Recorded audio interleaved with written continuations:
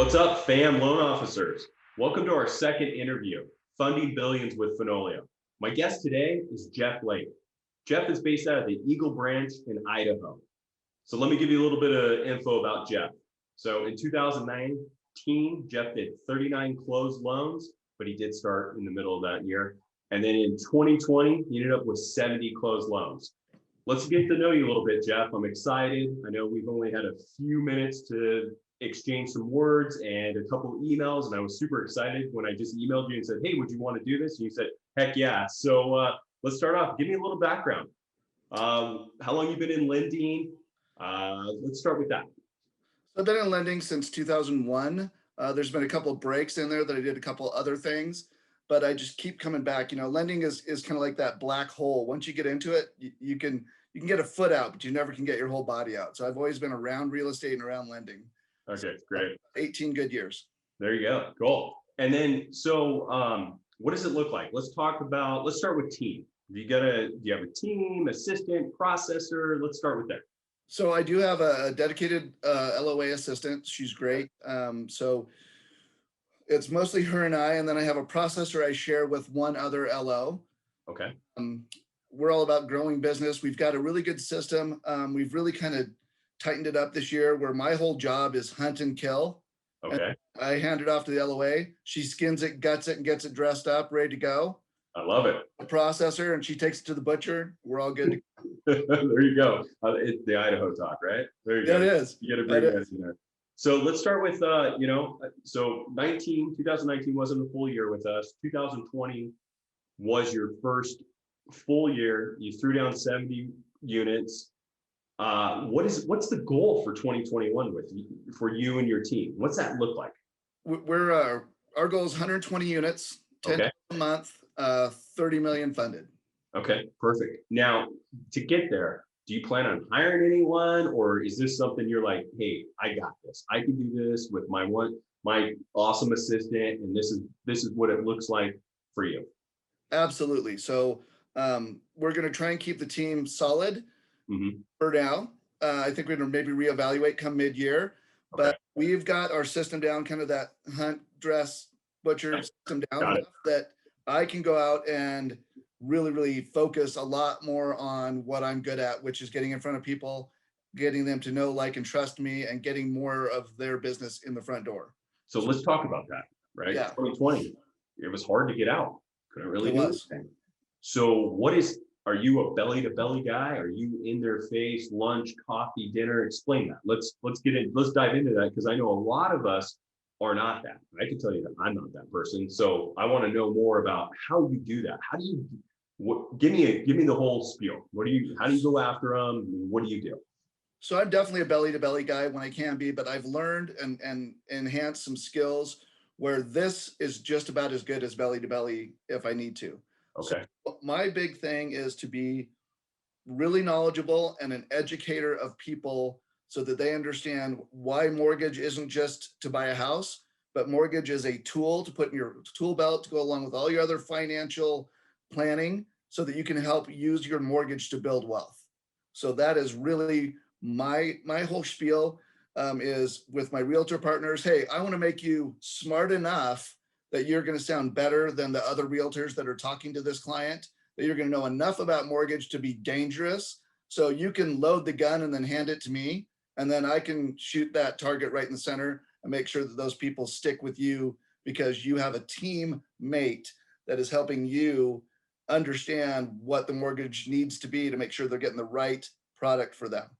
Perfect. And, I did look at the numbers. A lot of your business is purchase. Yeah. So realtors, builders, where did that start? Is that social media? Because I saw, when I reached out to you, I did follow up and start watching your social media. You're 100 times better than I am. So talk to me. Let's dive into that. Is that social media driving buyers, or is it more still realtor driven, or is it a little 50-50? Give us a number on that. It's probably 75-25 realtor referral. Okay. Here's the thing about that. I think some of that realtor referral comes from the fact that I am never not on their mind because of the amount of social media content I'm putting out that is educational. So I support my realtors. Also, if somebody's got a really hot listing, I'll make sure that that's out on my social media. I want to be that true partner. But then I get a ton of times where I'll just get a Facebook Messenger message from somebody I went to high school with. That said, "Hey, we're thinking about refinancing or buying, and we see you all the time on Facebook. Can we set a meeting to talk about what we need to do to be ready?" So I bet you I get 4 of those a month. Wow. So Which it is does huge. work. So I totally Yeah, I gotta get up with the times. exactly. Well, I think so. Especially now, I think people are moving away from traditional media. Yeah, I do. And so they are going to believe somebody that they know, like, and trust way more than just some talking head that's on the television. Yeah, no, I agree with you. One of the best realtors that I work with, it's a mom and daughter team, and the daughter, I'm on 27 through 29, right in that age range. She did 14 buy sides last year, all through Instagram. And I'm work with her and I get all these leads, and she gives me a hard time. She's like, "You really got to get better at this and that." And so I know it's something that I think all of us need to get better at it. So the question though is for me, like, it's just I don't have time and I don't know what to post, and I'm so lost that I suck at it. So what, like, are you posting this yourself? Are you coming up with your own content? Are you having help? Like, coach me. What should I do? So it's definitely D, all of the above. I'm doing a lot of posting on my own, but I also have a lot of help. So first thing I tell people about social media is this. Social media is just like you're at a cocktail party. Just be who you are and be authentic, and people will see that. If you go out there on social media and you're like, "Hey, I'm Jeff and I'm the lender and you need to call me and I got the best," no, that's not going to work. Got it. You need to be the Chris Fenoglio that you are, and people will see that, and they'll remember, especially what they know of you in person gets enhanced by that social media presence. Now, for That's a guy what I like me do. that's super busy, like I'm busy, I'm buried Right. every day, 700 emails, phone calls left and right, I schedule all my stuff. How do I mean, is that something where, like, do I need to go hire someone? What would you give me advice to do on that? So we had an opportunity through FAM. There's a company that we have partnered with called Wow Me, and I took advantage of that opportunity. Hmm. Built out this incredible website for me, and they created 18 months worth of content that I control. So the content is there. I just post that content at the times I think are appropriate, and that's LinkedIn, Instagram, and Facebook. So that's my daily, uh, kind of like my above the fold newspaper stuff. That's the educational stuff. Then during the day, like when rates were going up, I did a snapshot of MBS Highway. I And saw that. got this, by the way, I got this from Matt Lords. So here's the other thing about social media. Do not be afraid to be a copycat if it's good content. Okay. So Okay. I took what Matt Lords did and I just reposted what he had done one day. And then the next day, I did some stuff again where I did video over talking about, hey, if you were thinking that rates were going down, you're going to miss the boat. You need to jump in now. And I really got a lot of fence sitters to jump in and go, hey, yeah, I don't want to be at 4. So 3 1/8 is fine. Let's just get it done. Great. Great. So So it's about having both kind of that canned educational stuff for me and doing video on Facebook that we post. So right now I'm doing a series I did an interview with a local realtor about how to build wealth through real estate. I'm doing one tomorrow with a guy who runs a networking of company locally. It's an actual nationwide company that is started in Boise, and we're going to talk about how to use networking to your advantage and how networking can be a great way to meet people that maybe you don't know that then you can do. I'm going to do one with a gentleman who does uh, financial planning, about how mortgage fits into financial planning and how really people don't think of it that way and why they should. So those are like 5 to 7 minute informational videos. But when you have all 3 of those components going on, you're going to hit somebody's hot button all the time. right. Yeah. And I've seen your videos, and I actually did film the WAMI stuff. So it's going to be interesting to see how it went. I was awful. So, and I know a couple other people that in my office that did it. They're, they crushed it, and then others were like, it was hard because it's just not the way. Like you said, you want to be authentic, but I was like, I don't use those terms, That words was the sometimes. one downfall from the Wow Me stuff was they Yeah. have scripts that compliance has approved. You can't go off script. There's no freelancing. I know I was fighting with them over one. I'm like, this doesn't make sense. I would never say this. And they're Yeah. like, Chris, shut up and read it. And I'm like, And fine. that's kind of, I had to give up a little of my control there as well. But what I've noticed is I get people who comment not so much about the content, but hey, I see you all the time. Okay.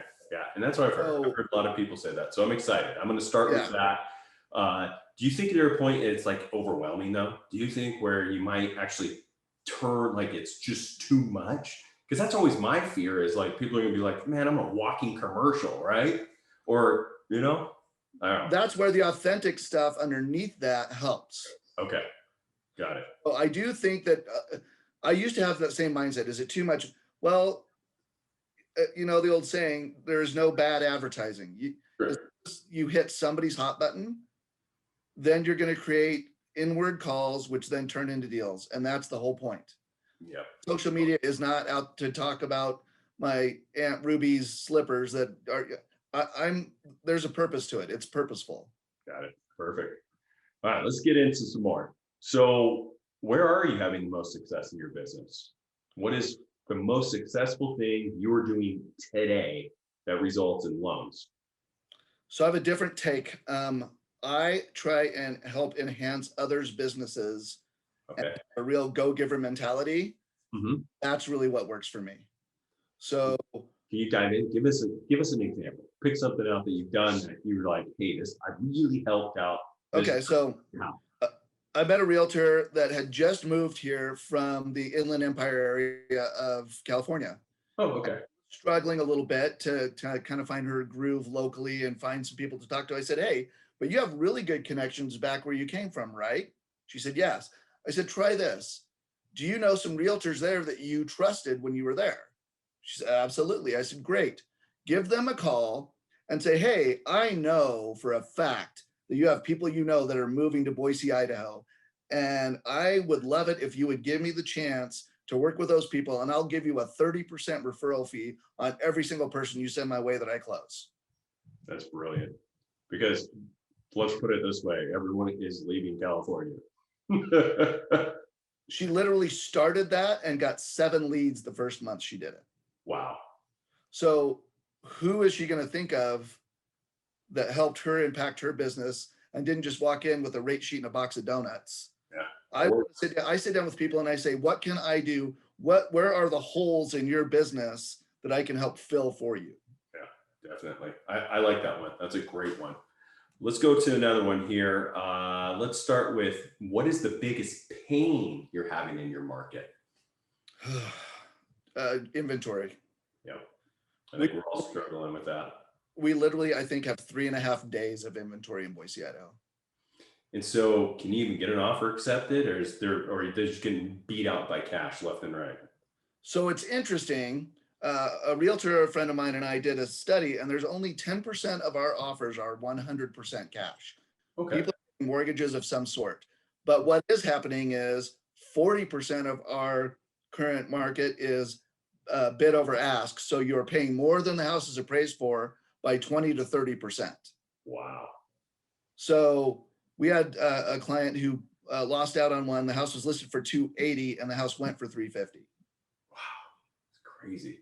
So that's the biggest struggle. It's not hard to have people who want to buy a home. It's hard to have homes that they can buy. So you have a struggle we have in Idaho is we have a lot of people that are coming in that are able to work remotely. So they have California wages at Idaho prices, which they love, but people who are making Idaho wages are getting priced out of that local market. I've heard that a lot from there. What about, and then new construction? There's a lot of new construction out there. Are you having your buyers go that route? There is, but right now, most builders are 8 to 12 months out. Wow. So if you sign a contract today, a year from today is when you get to move in. So here's another piece. They're writing now in their contracts some caveats because of lumber prices, concrete prices. So you don't even really know what the final price of your home is until you're 45 days out. So you can go, hey, I'm in escrow for 400, and 12 months from now, they're gonna be like, hey, by the 550. way, that house is worth 600. Yeah. And they're gonna blame it on cost, or are they gonna blame it on appreciation? What's the, Most of the contracts I've seen are based on costs. okay, okay. Yeah, as you know, lumber's gone up 100%, and everything I see forecast is we got another 100% to go. Yep, 100%. So let's go, what, all right, let's start, let's go with, what tips do you have for a brand new loan officer? What would be some tips to say, I'm brand new, what do I gotta do? So if somebody told me that the apocalypse was coming tomorrow, and if I wanted to go to heaven, I had to get a loan on the books today, I would go straight to my database. Absolutely 100%. So if you're new, just because you don't have a loan database doesn't mean you don't have a Sphere database. Correct. So that's where that social media piece also comes into effect. The other thing I would do if I was coming in brand new, maybe right now, I would look to find someone like you who is a high producer that is willing to bring me on as an LOA or a junior so I can learn some skills, still make a living. And then when I felt comfortable, I would jump out onto my own origination platform. Yeah, that was what we talked about in the first interview. Was that's how I got started, and that's how Daniel got started. Was finding a high producer and just come in and go, "What do you need? You want me to get you coffee? Yeah, just teach me whatever you have." And our, in the last couple months, I think we have 4 brand new people in our office, all assisting high producing LOs, and they're just coming in, young ones coming in, going, "I want to learn the business. I'm not here to make a bunch of money. I just want to know and learn." And I look at them going, "You're going to make it because you got that right mindset. You're coming in exactly. going, I need to first know what the heck I'm doing before I go out chasing loans." So I love that. So let's talk about, what one thing, it could be anything, would you want to fix in our industry? Pick something, and not inventory, but pick something that you're just like, you get upset about and you're like, man, I really wish this could get fixed. It could be with us, it could be outside the industry, like one thing. Um, it doesn't happen to me a lot, but what I see industry wide, it happens quite a bit. I wish there was a way that we, as loan officers, similar to what realtors have, could have uh, a borrower signature that says, "I'm going with you." A borrower agreement, right? Borrower agreement. Yep, 100%. Because there's nothing worse than watching somebody work their ass off for 3 weeks on a deal just to have some online schmuck come in that, working at Subway 6 months ago, and all he knows how to do is sell rate, come in and steal some client. And here's the other part. That client devalues themselves and devalues what we do as professionals. So that's the other piece. I wish we could find a better way to let the public know that there's a big difference between a professional mortgage advisor and just some schmuck who's in it to make some money. Yeah, I'd probably lose more than anyone does in the whole company. And I always go, man, I just totally sold them on how I'm putting their loan together, right? It's like I'm like giving them a meal. I'm a chef, but I'm in the back cooking it, but I'm teaching them how to cook it, right? I'm like, hey, this is what we're gonna do. We're gonna go 1 year tax return because you've been self-employed for 5 years. We're gonna do this, we're gonna do that. And then, and I always feel like if I give them a bunch of information, they're gonna go, this guy is amazing. But then they could take it and run it over to someone else and go, right, hey, look, you need to go 1 year tax return to qualify me. You need to do this. And you're like, did I just give away all the secrets, right? And it's hard because that happens to me a lot where I help people and I'm like, hey, this is what we need to do to get you on that path. And then they're like, hey, well, my friend, my brother is now a lender and he got his license last week. And I'm like, great. So one of my favorite lines, Chris, is this. I get it. So let me ask you a question. If you won the lottery tomorrow and your friend's brother had just gotten his security license, would you want him to handle that money, or do you want to go to a guy who's been doing it for a couple of years? I love it. Yeah, there you go. I get it. I'm going to save that one. That's a great one. So let's go with another any questions that you want to ask me, anything that you can think of that I could help you or give you a coaching opportunity or something. Sure. Yeah. So what in your model has brought you the biggest amount of success, and how could someone in a less populated area put that into their tool belt to use? For you, for example, so for me, I'm very good at delegating, but it took a very long time to get there. I would work 14, 15-hour days. I inputted every single one of my own loans. I did my own income worksheet. I was the biggest control freak, right? And I was like, but every loan I put in, I closed. I never took a loan that could not close.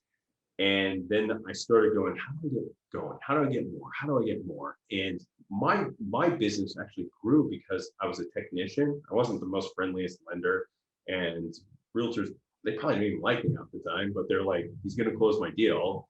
And so that's what I did. Was I was a really good technician. I understood loans. And then from there, I started delegating. I stopped inputting loans. I stopped running credit. I stopped doing that stuff, and then was able to pull myself away to spend more time on I never really met with realtors too much, but I did a lot on the phone or email with them. And the one thing that I can tell you, my number one success is I always answer my phone, I always return my email within minutes, and they love that. And Yeah. so I had to get myself out of just getting in loans all day. And I'm like, oh, I'm not going to pay attention to my email. I'm not going to pay attention to my phone. I'm going to time block. I'm going to do this.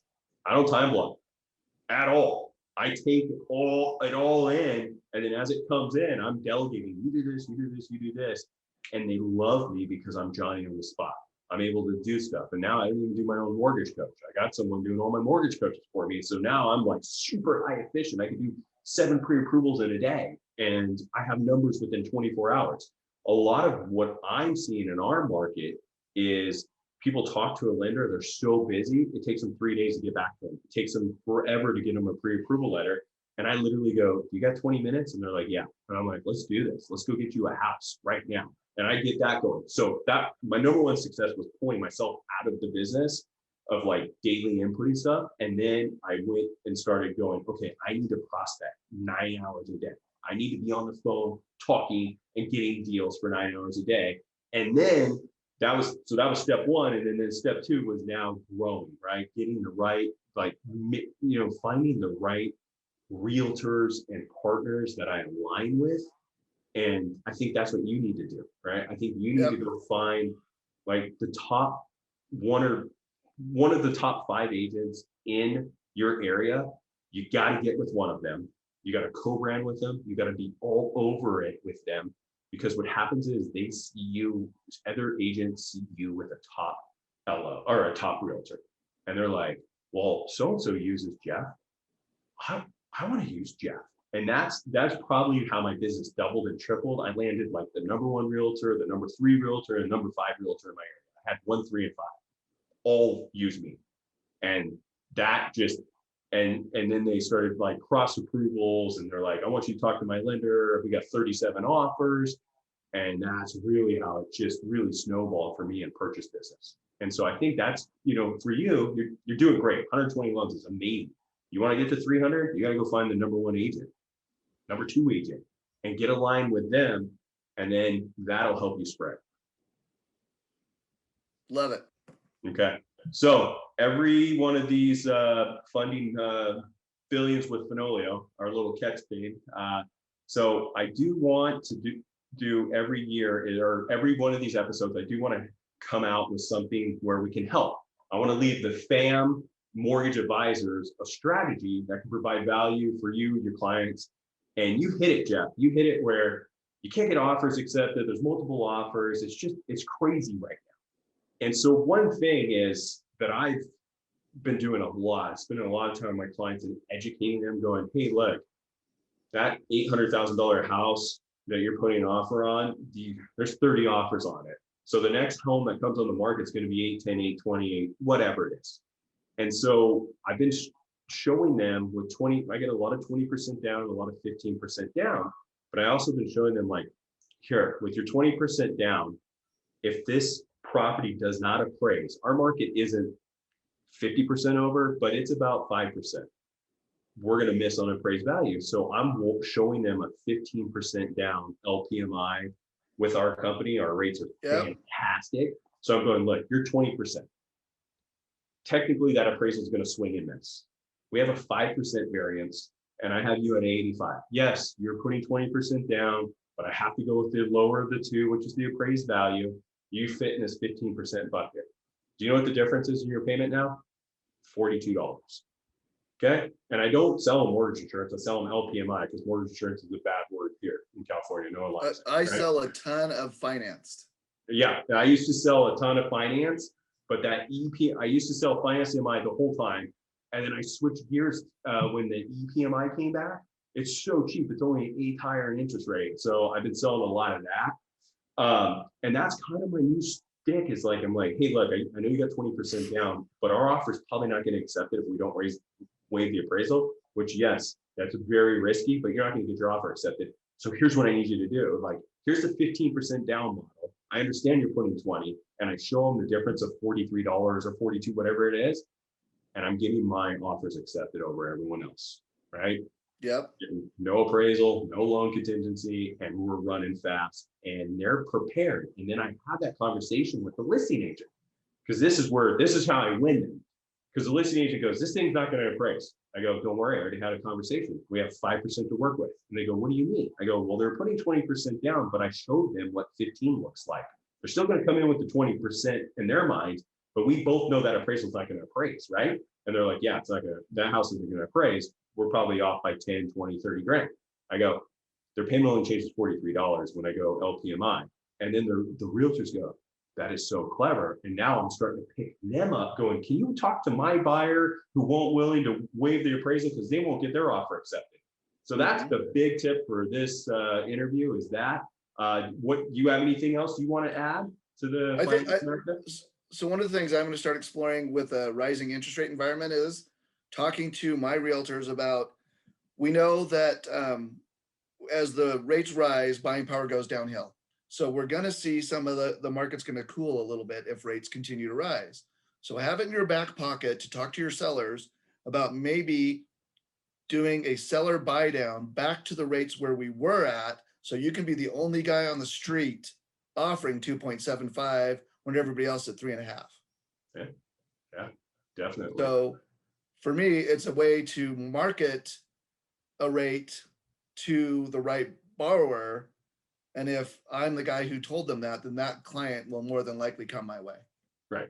Yeah. No, it makes sense. Right. I like it. It's, I work with a lot of builders and they throw credits out there and stuff like that. And it's the same thing, buy down the rate. When they can't sell a property, they're like, they rather, instead of taking a $20,000 price reduction, they'll go, hey, Chris, what's the buy down to X rate? And I'll be like, oh, it costs you $12,000. Well, you're able to advertise that rate.